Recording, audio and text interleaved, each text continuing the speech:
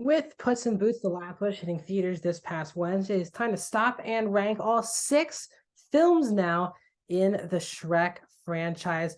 My name is Max We're back to a brand new ranking video here on Max Talks Movies. Today we're ranking the DreamWorks animation franchise Shrek that really kick-started this animation studio, now 20-year franchise. If you're new to the channel, please subscribe, ring the bell. I do movie reviews, TV show reviews, movie rankings, and a box office breakdown show every single week. Comment down below, what is your ranking of the Shrek franchise? I think a lot of people have varying opinions, especially on the first 2 Shrek films. And if you still haven't seen Puss in Boots: The Last Wish, you can put in your 5 on your list. And again, I'm not going to spoil Puss in Boots: The Last Wish on this video, so don't be worried. I'm not spoiling the new Puss in Boots film with this ranking. And also, please like the video, guys. The thumbs up button that takes support this channel. So let's get into this ranking. Starting in 6th place is Shrek the Third. I believe this is easily the weakest film in this entire franchise. You can kind of feel the magic being lost. Again, those first 2 films are just so iconic and seen as one of the the great animation films of the last 20 years. And it just kind of became a big drop off. It was an interesting idea with, once again, Shrek is not happy at the beginning of the film, which it did feel already repetitive to begin this film. And this time, with Fiona's father dying, he's left at the throne and he does not want the throne. But there is a possible King Arthur, obviously from those stories, who is out there, and Shrek says, I don't want to be king. I'm just going to him, Donkey, and Puss go on this adventure to get, King Arthur, while a kind of a play-style villain leads all of the other villains to take over far, far away until Shrek and Arthur return. This movie just is not for me. You can definitely tell the movie's losing its magic. Sadly, this King Arthur in this movie is the least interesting character of the entire film. He's just very bland, and I just don't buy the relationship between Arthur and Shrek throughout the film. A lot of the comedy beats don't work. As I said, it's quite repetitive plots from the other films where we open the film and Shrek is in a mood, not happy about something, and he has to go on an adventure with Donkey and others to finish this solution while Fiona is doing something else. I kind of felt like in this movie they had nothing really for Fiona to be doing other than just hanging out with the other princesses, which was fun on the page, but as it just felt like they had nothing to do for Fiona. I think it's the worst she's been in this franchise. So for me, Shrek the Third comes in number 6. Now, for me, number 5 and number 4 are really tight. But rewatching it, I did have more fun with one movie slightly over the other. And that means that number 5 for me is the first Puss in Boots film, which was before this recent movie, the last film in this franchise back in 2011. I mean, this movie's whatever. It's kind of in between. Again, great to see Puss getting his own movies, the perfect character from those first 4 Shrek films to kind of do a spin-off franchise with, as we'll talk about later with the new film. He is tons of fun. The dynamic that builds with a new character with Kitty, played by Salma Hayek, and Banderas and Hayek together on screen in voice animation form is tons of fun in this movie. And their banter, the fact that they're both these criminal, I guess, people who try to fight the crime as well. They're a fun duo. The biggest problem for me is the Humpty Dumpty element of the movie. It completely drags this movie down into being just a mediocre film. There's tons of fun to be had here, but when they get the Humpty Dumpty storyline going, especially towards the 3rd act, where the film goes very serious towards the 3rd act, it just isn't for me. And I forgot so much about this movie until I did this most recent rewatch leading into the new Puss in Boots film. It's a very forgettable film. I think it's probably the most forgettable film in this franchise, and it's the first film of a spinoff. So that's probably not a good sign. Now, slightly edging this out, I would still give it a 2.5 out of 5, is Shrek 4, Shrek Forever After, or Shrek 4, The Final Chapter. This film is really interesting. I do think Rumpelstiltskin is one of the stronger villains in this franchise. Actually, he's probably my second favorite villain in this total franchise.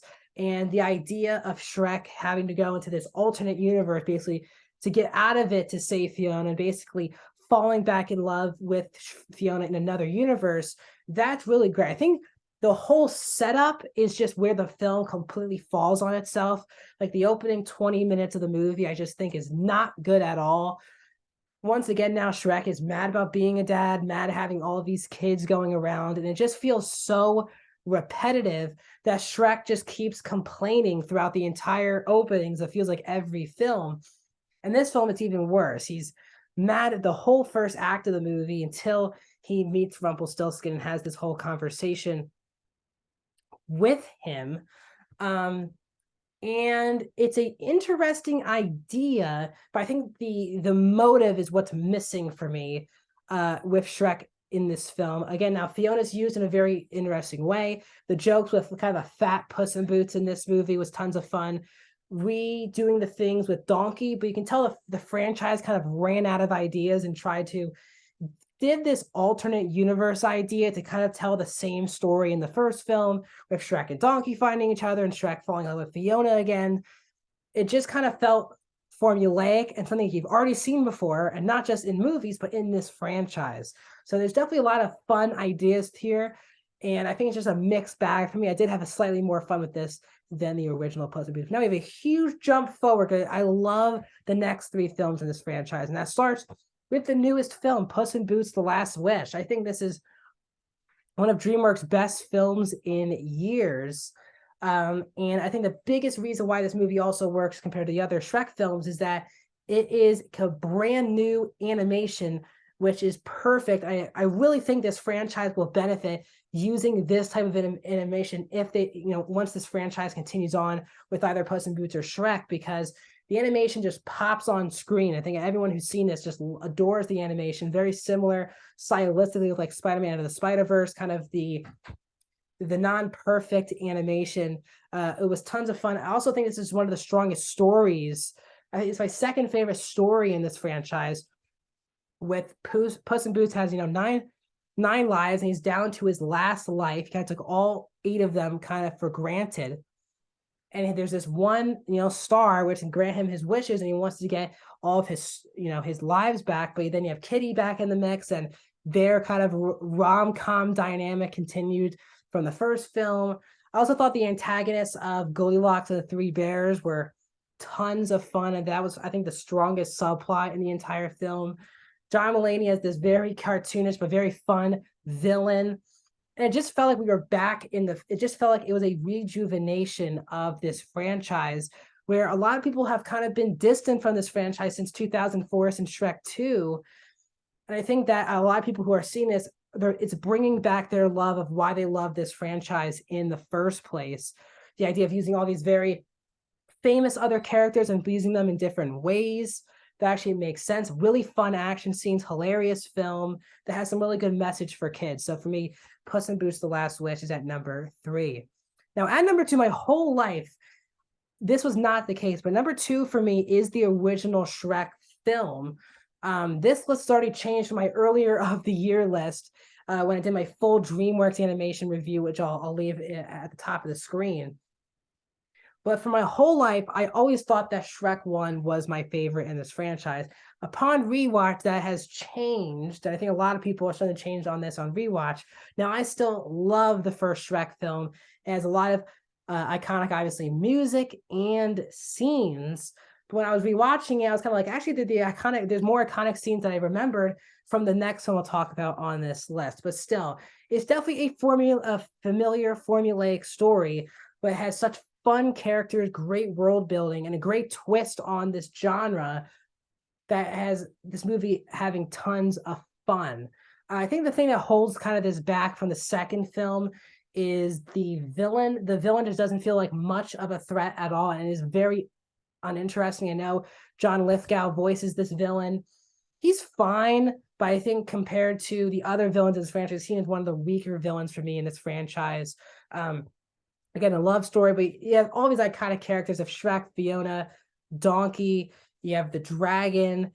There's just the animation, it's very nostalgic. Again, makes me feel very old, but this movie came out when I was born in '02. So 20 years ago, I think this film still holds up today as an animation classic. But for me, in first place is Shrek 2. I think it's one of the best animated sequels of ever made.